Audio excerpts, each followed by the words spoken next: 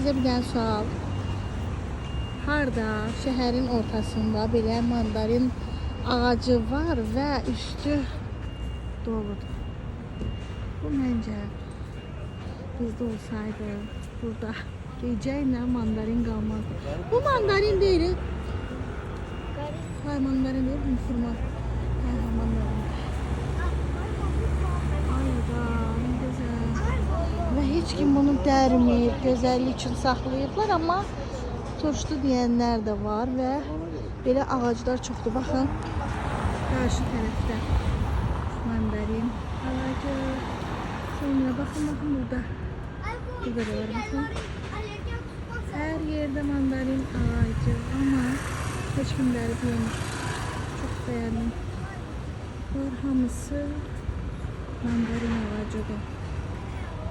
Və toxunan yoxdur. Ovulayan yoxdur. Gecə ilə dərib qaçan yoxdur. Halal sevdim buranı.